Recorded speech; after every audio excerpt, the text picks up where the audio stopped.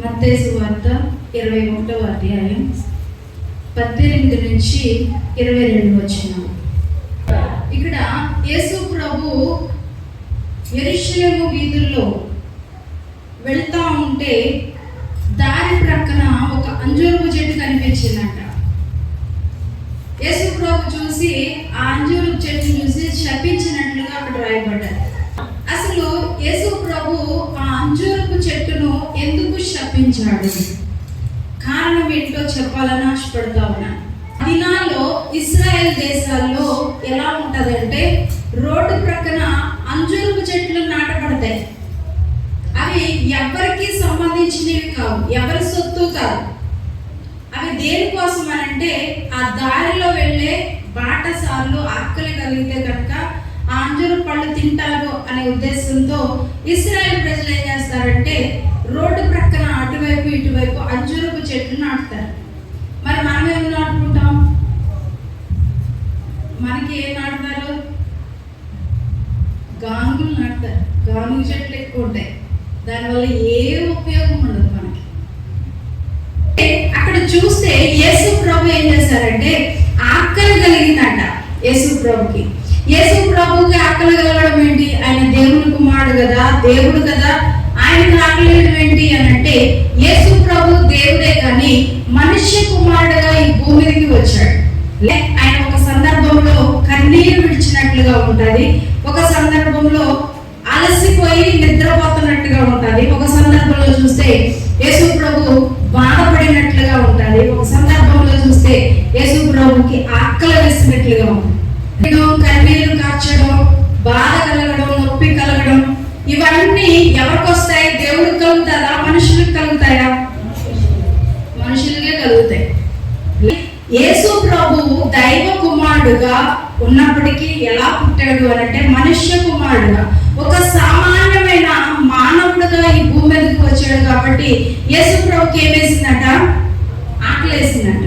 ఇప్పుడు ఎంతమంది? అయితే ఇక్కడ ఈ అంజూరపు చెట్లు సీజన్లో ఎలా ఉంటుంది అని అంటే ఫస్ట్ కాయ వస్తుంది, కాయ తర్వాత ఆకులు వస్తాయి. ఆ ఆకుల తర్వాత ఆకులు ఎందుకు అని అంటే ఆ కాయల్ని ప్రొటెక్ట్ చేయడానికి. తర్వాత ఏమవుతుంది అంటే ఆ పండు కాయ పండుగ మారుతుంది. వస్తుంది కాయ వస్తుంది, తర్వాత ఆకులు వస్తాయి, తర్వాత కాయ ఏమవుతుంది? ఆకులు రాలిపోతే తర్వాత ఫ్రూట్ ఉంటుంది. లేదా ఆకులు వేసి ఆ చెట్టు దగ్గర ఏమైనా దొరుకుతుందేమో అని వెళ్ళాడంట. కానీ యేసు ప్రభుకి ఏం కనిపించింది? అక్కడ ఆకులు మాత్రమే కనపడ్డాయి. ఆకుల కన్నా ముందు ఏమొస్తుంది? కాయ రావాలి. కానీ ఏం లేదంట, కాయ లేదు, ఆకులు ఒకటే ఉంది. కాయ కూడా రాకుండా ఏమొచ్చేసినాయి? ఆకులు వచ్చేసినాయి. పండ్ల కాలం కాదు, అంజూరపు పండ్ల కాలం కాదు, కోత కాలం కాదు అని అర్థం కాదు దాని ఉద్దేశం. మార్కు రాసిన దాన్ని బట్టి చూస్తే అది కోత కాలం కాదు కాబట్టి యేసు ప్రభుకి ఏ ఫలం అక్కడ దొరకలేదు, అందుకనే శపించాడు అన్నట్లుగా రాశాడు. అసలు విషయం ఏంటి అని అంటే యేసు ప్రభు ఎవరిని శపించే దేవుడు కాదు. యేసు ప్రభు అందరి మీద ఎలా దయ చూపించాడంటే జాలి పడ్డాడంట, కనికరపడ్డాడంట. వాళ్ళ మీద జాలిపడి వ్యభిచార పాపం చేసి పట్టబడిన స్త్రీ వచ్చినప్పుడు కూడా ఆమెను చూసి యేసు ప్రభు ఏం చేశాడు? జాలిపడ్డాడు. ఇక మీదట నువ్వు పాపం చేయొద్దు అన్నాడు. జాలి కలిగిన దేవుడు ఈ అంజూరపు చెట్టు దగ్గరికి వచ్చేసరికి ఎందుకు శపించాడు? ఎందుకు అనంటే ఈ అంజూరపు చెట్టు దేన్ని చూపిస్తుంది అనంటే అక్కడ ఉన్నటువంటి ఇశ్రాయేల్ ప్రజలకి పోల్చబడ్డారు. ఇశ్రాయేల్ ప్రజలు ఈ అంజూరపు చెట్టులా కనబడతా ఉన్నారు యేసు ప్రభుకి. ఎందుకు అనంటే ఆకులు దేన్ని చూపిస్తుంది అనంటే లోకంలో ఉన్నటువంటి ఆచారాలు, సాంప్రదాయాలు, మూఢనమ్మకాలు, ఫలం లేనటువంటి జీవితాన్ని చూపిస్తా ఉన్నాయి ఆకులు. దేనికి పోల్చబడ్డది? ఇశ్రాయేల్ ప్రజలకి. ఆకులు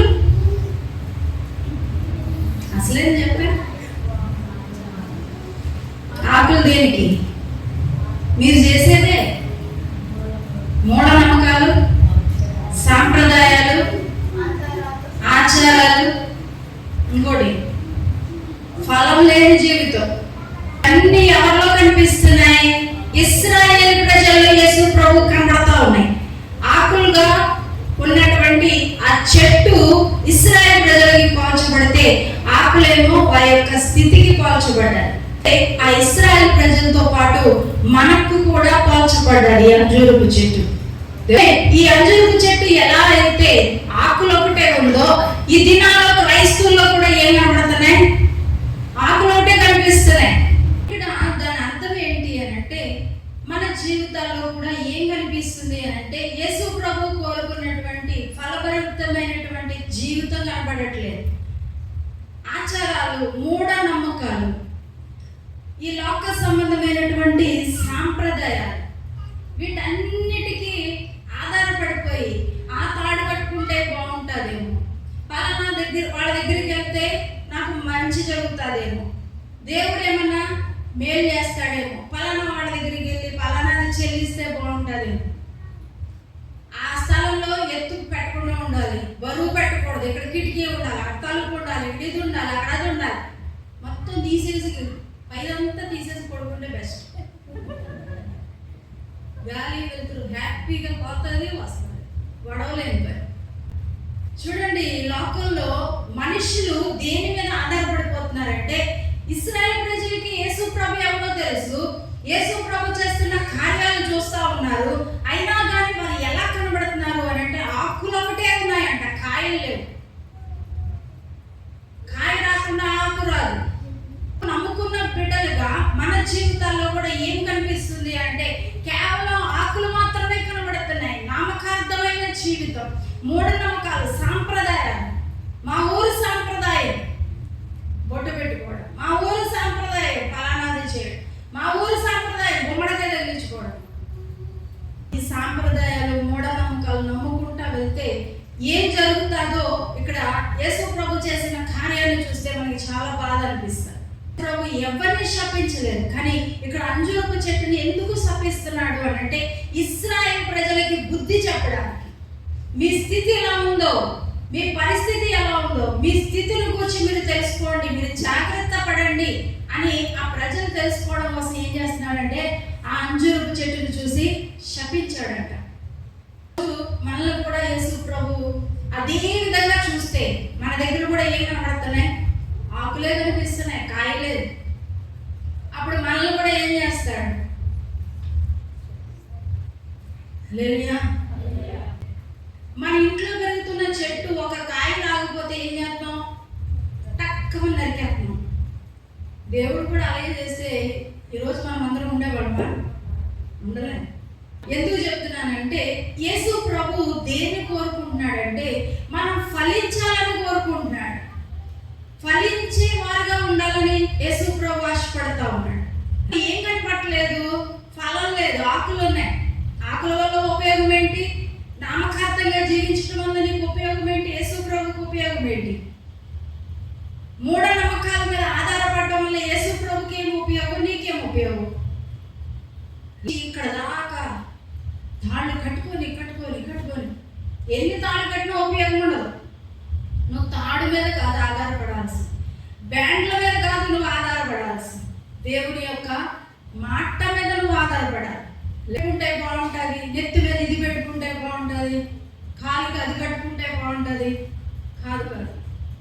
ఈ ఆచారాలనే మనం అనుసరించినంత కాలం మనలో ఏది రాదు అని అంటే, ఫలభరితమైన జీవితం రాదు.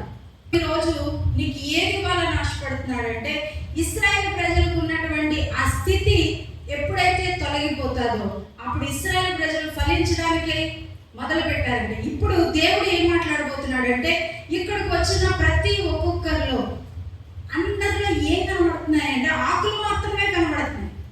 దేవుడు ఆకులు కోరుకోవట్లేదు, ఫలాన్ని కోరుకుంటున్నాడు. మంచి ఫ్రూట్ రావాలని ఆశపడుతున్నాడు.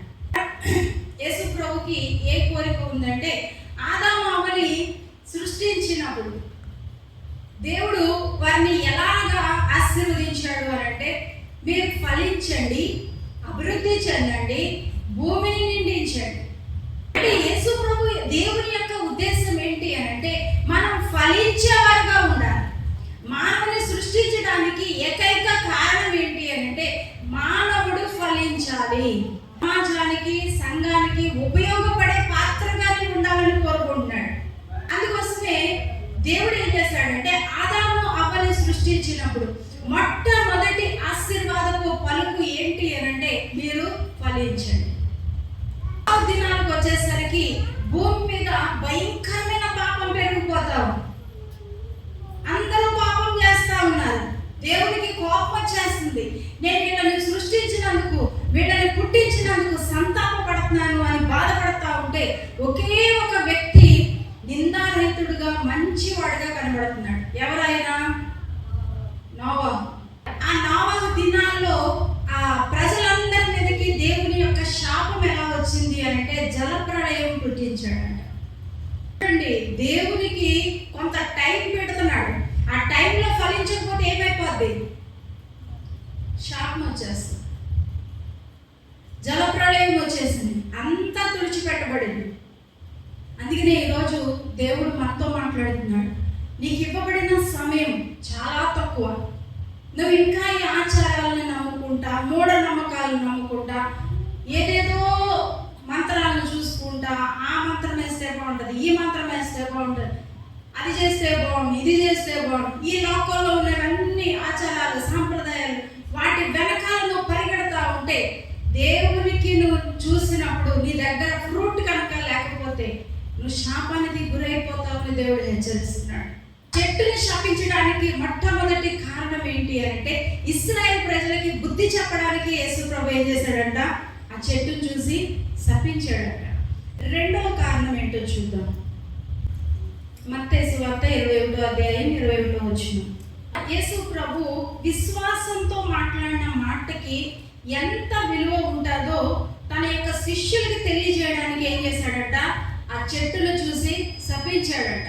చెట్టును శపించగానే శపించబడిందా లేకపోతే కొన్ని సంవత్సరాల తర్వాత శపించబడిందా?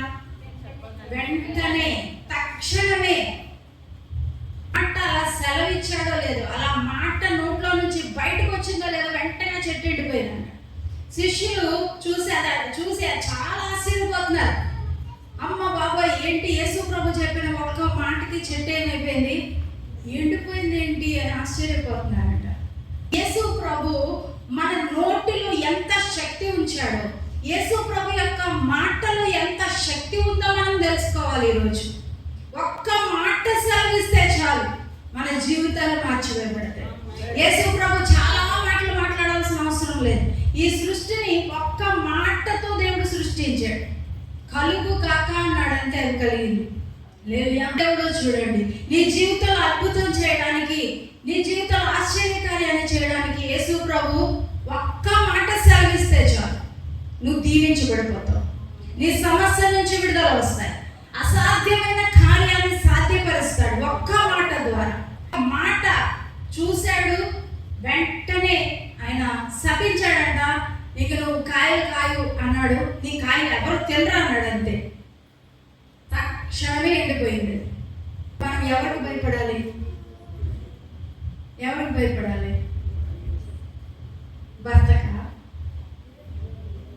భార్యక?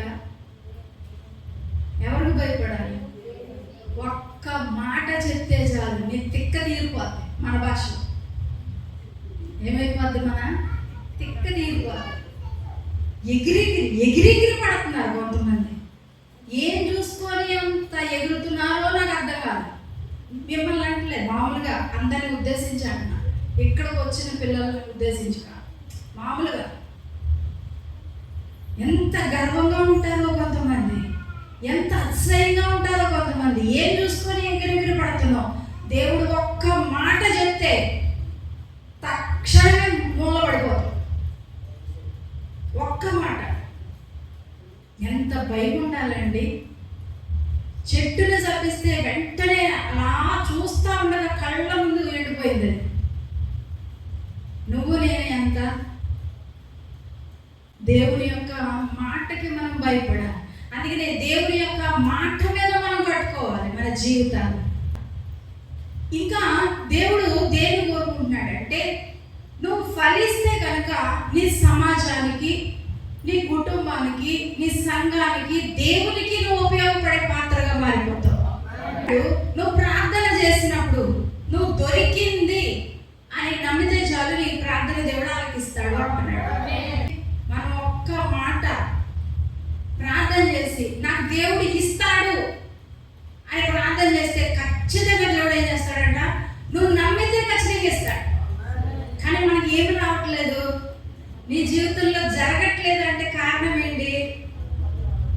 అది లేదు, ఏది నమ్మిక లేదు.